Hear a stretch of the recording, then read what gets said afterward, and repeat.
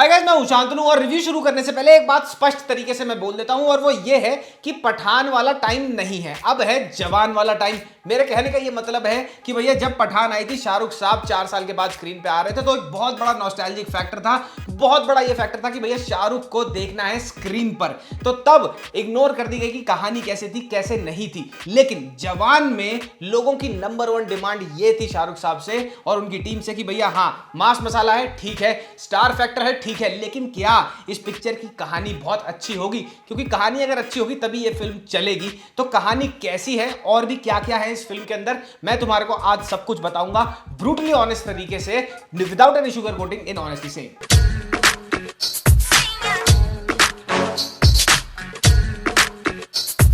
तो जवान में सबसे पहली चीज तो भैया जो मुझे सबसे ज्यादा आउटस्टैंडिंग लगी और पर्सनल फेवरेट लगी इनफैक्ट, वो थी एक्शन कोरियोग्राफी। शुरुआत से लेकर आखिरी तक इक्का दुक्का एक्शन सीक्वेंसेस को छोड़ के majority of the action sequences will blow you away. एक या दो नहीं, पूरे 6 action set piece directors and stunt choreographers ने साथ में मिलके जवान का ये सारा का सारा एक्शन रचा है and hand to hand combat scenes completely stand out. बाप से बात कर। अब ये बात तो बहुत ऑब्वियस ही है कि एक लीड एक्टर सारे के सारे स्टंट्स तो अपने आप करता नहीं है। फिल्म में स्टंट डबल्स यूज होते हैं, क्यों? क्योंकि हर कोई टॉम क्रूज होता नहीं। लेकिन जवान में शाहरुख ने जितने भी स्टंट्स किए हैं अपने आप, इनफैक्ट जो गन फाइट सीन्स हैं और जो hand to hand combat scenes हैं, वो इतने प्यारे तरीके से कोरियोग्राफ करे गए हैं कि Shahrukh looks absolutely cool doing them. जहां पे close counter hand to hand combat चल रहा है, क्लोज काउंटर गन फाइट्स चल रही है, वहां पे इतनी सही एडिटिंग करी गई है that it gives you the thrills and the chills. जब भी फायरिंग होगी दोनों तरफ से, बहुत सही लगेगा तुम्हारे को बिग स्क्रीन पे उसको देखते हुए। यूजुअली इतनी अटेंशन टू डिटेल एक्शन पे मसाला फिल्मों में नहीं दी जाती है। अगर तुम्हारे को लगता है ना पठान में सिद्धार्थ आनंद ने बहुत ही मैग्नेनिमस तरीके से एंट्री को ऑर्केस्ट्रेट किया था शाहरुख खान की पर्दे पर, then wait till you watch Atlee ने क्या किया है। अभी तक एंटिसिपेशन सबसे ज्यादा शाहरुख के हर लुक का था और उसके आगे पीछे की कहानी का एंटिसिपेशन था कि भैया ये लुक की कहानी क्या होगी आगे और पीछे, और यही देखने में तुम्हें फिल्म में सबसे ज्यादा इंटरेस्ट आएगा। पिक्चर में कैमियोज हैं, मल्टीपल कैमियोज हैं और अनएक्सपेक्टेड है वो सारे के सारे कैमियोज, और उनको देख के ना मजा आ जाएगा। ट्रेलर देख के मैं सीजीआई और वीएफएक्स से ज्यादा कन्विंस्ड नहीं था, टू बी वेरी ऑनेस्ट। जाके मेरा रिव्यू देख लेना ट्रेलर का, वहां पे मैंने स्पेशली कॉल आउट किया है वो चीते वाला सीन और वो झरने वाला सीन। लेकिन जब ये दोनों चीजें मैंने बड़े पर्दे पे देखी, they came out very well. But हाँ यार, चीता ना गुर्राता नहीं है, चीता बिल्लियों की तरह म्याऊ करता है, तो वो एक ऐसी गलती है जिसको तुम इरेज नहीं कर सकते। What literally will blow you away is the de-aging that they have done on शाहरुख's face। बहुत ही सही तरीके से de-aging करी गई है और वो de-aging पता है क्यों काम करती है? क्योंकि शाहरुख खान का जो ऊपर से लेकर नीचे तक डील डॉल है ना, वो बड़ा ही लीन है। उसके ऊपर जो तुम करोगे भाई, ठीक है मुंह पहले से ही पतला, इतना बड़ा मुंह नहीं है प्रभास की तरह, सलमान भाई की तरह कि जितना भी de-age कर लो, जितना भी कटिंग कर लो भैया वो दिखेगा ही नहीं तुम्हारे को। लेकिन शाहरुख का फेस कॉम्प्लीमेंट करता है यहाँ पे de-aging की टेक्निक को। जितने भी कैरेक्टर एज वाइज तुम देखोगे शाहरुख के, यंग है, ओल्ड है, जो भी मिडिल एजेड है, वो उस उम्र के तकाजे को रखते हुए ना डी-एज करा गया है। ऐसे नहीं है जैसे किसी का भाई किसी की जान में सलमान भाई का जो लास्ट में जो एक्शन आता है बिल्कुल ही स्मूथ चेहरा कर दिया हो। कहीं पर भी ये नहीं लगेगा तुम्हारे को कि भैया ये तो यहाँ पे इसमें 30-35 साल का था लेकिन लग रहा है 16-17 साल का।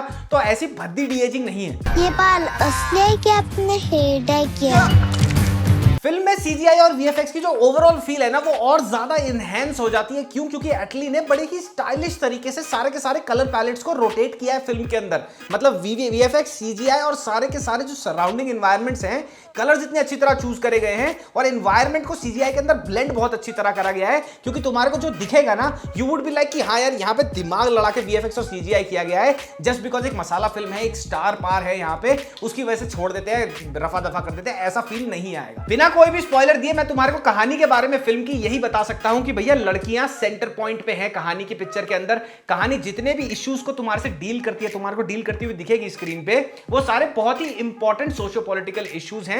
और साथ ही में एक रॉबिन हुड वाला एंगल भी इन्वॉल्व है कि हाँ भाई एक बंदा है जो एक विजिलेंटे है, जो समाज के लिए कुछ अच्छा करना चाहता है, जो कि हमने ऐसा नहीं है कि बिल्कुल नया है, बट जिस हिसाब से एटली ने इसको स्टाइलिश तरीके से दिखाया है ना, that will Impress you. Mumbai में हुए इस हाईजैक ने पूरे देश में सनसनी मचा दी है। विजय सेतुपति का जो ओल्ड लुक है वो ना मुझे थोड़ा सा क्रास लगा, वहां पे ज्यादा बेटर मेकअप जॉब हो सकती थी, लेकिन विजय सेतुपति का जो एंटेगनिस्ट वाला जो केमिस्ट्री है, जो क्लैश करती है शाहरुख के प्रोटैगनिस्ट वाले केमिस्ट्री से, एटली ने उसकी जो इंटेंसिटी दिखाई है ना स्क्रीन पे, उसको देख के मजा आ जाता है। फिल्म की कहानी के अराउंड ये कहा जा रहा था कि भैया एक टेम्परामेंटल मिक्सचर है कि भैया साउथ की फिल्मों का और बॉलीवुड की फिल्मों का, लेकिन कहानी को देखने के बाद मैं तो इसी निष्कर्ष पे पहुंचा, and very honestly I am also telling you this कि पिक्चर को देखने के बाद आखिरी तक मेरे को यही लगा कि जो पिक्चर की कहानी है ना वो हार्डकोर साउथ के स्टाइल वाली कहानी है। मैं यहां कोई कंप्लेंट नहीं कर रहा हूं, I have no qualms with this flavour of the story, not because इसके अंदर एसआरके है, लीड एसआरके है इसलिए नहीं, but because I saw an honest effort एक मास फिल्म बनाने का जो एट द सेम टाइम बहुत क्लासी भी दिखे।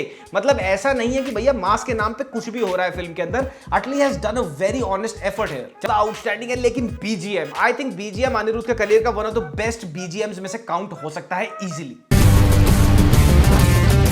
अब फिल्म के पहले 1-1.5 घंटे में जो बिल्डअप होता है कहानी का, वो ऐसा नहीं है कि बिल्कुल ही अनएक्सपेक्टेड है, वो तुम्हारे को कहीं ना कहीं पता लग जाएगा कि कहानी में आगे क्या होने वाला है, लेकिन वो ओवरऑल मजा स्पॉइल नहीं करती। 1-1.5 घंटे के बाद जो लास्ट की तरफ फिल्म बन जाती है ना, स्पेशली द लास्ट 40-45 मिनट, भैया सोशल इश्यूज इंडिया में वही वाले हैं और सारी की सारी पिक्चर उन्हीं सोशल इश्यूज को बार बार रिपीटेटिव तरीके से शोकेस करती है। यहाँ पे एटली ने स्टाइलिश तो बना दिया कहानी को, कहानी लिखी भी अच्छी गई है, स्क्रीन प्ले टाइट भी रहता है, बट कहीं ना कहीं टुवर्ड्स द एंड वो स्क्रीन प्ले ना लूज सा होने लगता है, मेरे को ऐसा लगा। देश के सोशो पॉलिटिकल एनवायरनमेंट को दिमाग में रखते हुए एक बड़ी स्मार्ट चीज करी है शाहरुख और अटली ने, वो ये है कि जितने भी पॉलिटिशियंस को दिखाया गया है ना इसके अंदर, वो उनका जो पहनावा है वो टिपिकल पॉलिटिशियन वाला है। मतलब कोई भी एफिलिएशन नहीं दिखनी चाहिए किसी भी पॉलिटिशियन के पहनावे में कि भैया ये इस पॉलिटिकल पार्टी पे व्यंग कस रहे हैं या फिर ये इस पे डिग ले रहे हैं, ऐसा कुछ नहीं लगेगा। एसआर के नयनतारा की केमिस्ट्री और साथ ही दीपिका और शाहरुख की केमिस्ट्री काफी ज्यादा अच्छी लगी मुझे देखने में। तो सबसे बड़ा क्वेश्चन, क्या पठान से बेटर है जवान एज अ कंप्लीट फिल्म? तो हाँ, मेरा तो यही कहना है। पिक्चर देखने के बाद मुझे तो हर जगह यही रियलाइज हो रहा था कि हाँ पठान से बेटर है, क्योंकि मैंने पठान को भी कॉल आउट किया था उसके ड्रॉबैक्स के लिए, और अगर यहाँ पे वैसे ग्लेयरिंग ड्रॉबैक्स होते जवान में तो मैं उनको भी ट्रोल करता, लेकिन मुझे ऐसा कुछ लगा नहीं, क्योंकि यहाँ पे ना जब तुम पूरी पिक्चर देखोगे, ऑल्दो कहानी ऐसा नहीं है कि आउट ऑफ द बॉक्स है, लेकिन कहानी बहुत अच्छी तरह से प्रोग्रेस करती है। साथ ही एटली ने अपनी टीम के साथ मिलकर हर चीज को बहुत इंटेलिजेंटली एग्जीक्यूट किया है, right from the colour pallets, CGI, BGM, VFX और साथ ही साथ टॉप टियर एक्शन को। और पठान में मुझे ये सब लगा था कि हाँ उन्होंने सब कुछ ये सोचा आईआरएफ वालों ने कि भैया शाहरुख वापस आ रहे हैं तो लोग उसी से कंसर्न होंगे, बाकी चीजें हैप्पैजेडली कर दी थी। तो मेरे हिसाब से Jawan is a better film than Pathaan. तो गाइस ओवरऑल ये था मेरा रिव्यू ऑफ जवान। मैंने कोई स्पॉइलर अवॉइड करने के लिए तुम्हारे को एक ओवरव्यू दिया है पूरी फिल्म का। एक नेक्स्ट वीडियो आ रही है जहां पे मैं इंट्रिकेटली हर चीज को ब्रेक डाउन करूंगा। अगर तुम्हें वो वीडियो चाहिए तो कमेंट सेक्शन में कमेंट करते जाना, और अगर तुमने अपनी ये पिक्चर देख ली है अभी तक, क्योंकि सुबह के 6 बजे के शोज भी फुल है इंडिया में, तो मुझे बताओ कमेंट में तुम्हें कैसी लगी picture, is it actually better than Pathaan और नॉट। तब तक के लिए नेक्स्ट वीडियो में मिलते हैं। और यार असीम रियाज का रोस्ट चाहिए क्या? चाहिए हो तो मुझे बता देना, उसकी कुछ रीलें देखी मैंने, उसकी परफॉर्मेंस सर दर्द हो गया मेरा। तब तक के लिए मामा मियां लजानिया पप्पी बाय बाय, और ऑनेस्टली सेइंग पॉडकास्ट को सब्सक्राइब करना मत भूलना।